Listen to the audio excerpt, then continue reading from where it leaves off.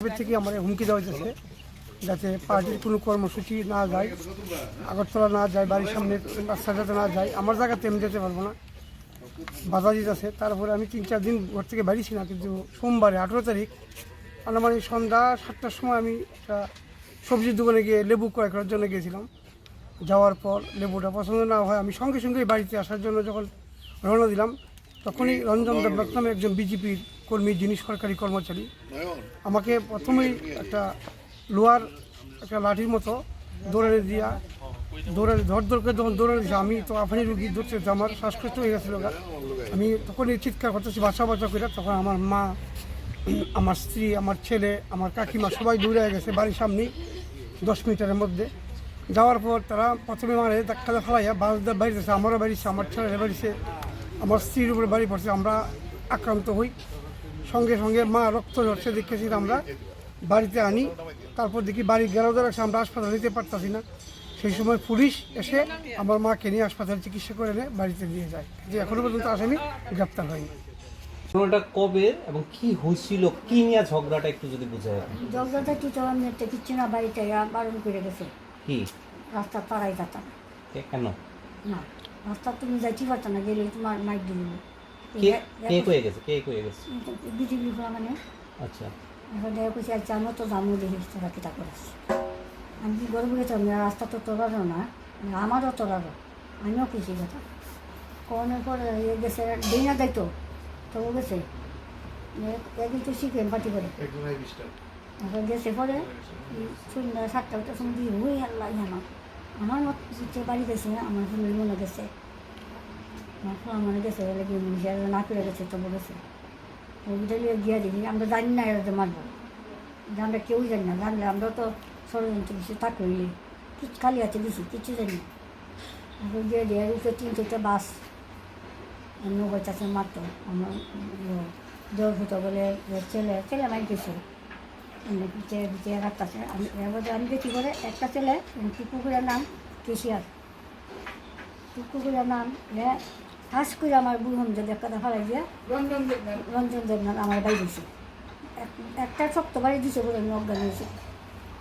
এরপর দেখি গেছে বিচারটা না, 3টা ছেলের নাম, একটা হইল কি জানা রে বলার মেঘলা, ধীমান দেবনাথ, পরিমল দেবনাথ, রঞ্জন দেবনাথ, 8টা কার দিয়েছে। বাসে করে আমার কোনো তাম রঞ্জন দেবনাথ কি চাকরি করে? কয়দিন কোনখানে চাকরি করে? পুরসভার। তো আপনার ছেলের মানে টার্গেট করছে কে লিগা, মানে কি সিপিএম পার্টি করে দেখা আচ্ছা তো বিজেপি আচ্ছা সিপিএম পার্টি লিবি আক্রমণ করছে। কইছে অনেক গেল বলে মানুষের বুঝাইব ইয়ে করবো, রাস্তা থার ইচ্ছেতন আগের থেকে ওয়ার্নিং দিছিল দিছে, মানছে না। ছেলের নাম কি? অমনচন্দ্র দেব। আর আপনার নাম? মিলনবালা দেব। গত পরশুদিন সন্ধ্যাবেলা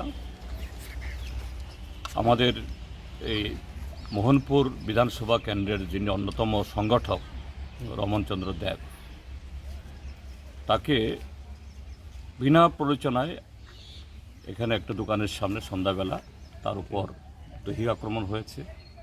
রমনের মা যখন তাকে বাঁচাতে গেল, ওনাকেও মানে খুবই মানে কি বলে নিষ্ঠুরভাবে আঘাত করেছে, ওনার চোখে আঘাত পেয়েছেন। এবং এগুলি হলো সমস্ত এলাকার পরিচিত বিজেপির গুন্ডা। তারা এগুলি করছেই কারণে যত নির্বাচন এগোচ্ছে, নির্বাচন তারিখ ঘোষণা হচ্ছে, এরা বাইরে দাবি করে 400-র উপর আসন পাবে, কিন্তু তাদের যে দাবিটা কত ফাঁপা এরা বুঝতে পারছে। তাদের অপকর্মের কারণে সাধারণ মানুষ একসময় তাদের যারা ভোট দিয়েছিল বা এখনও তাদের সাথে যেতে বাধ্য হচ্ছে, তারাও ভোট দেবে না।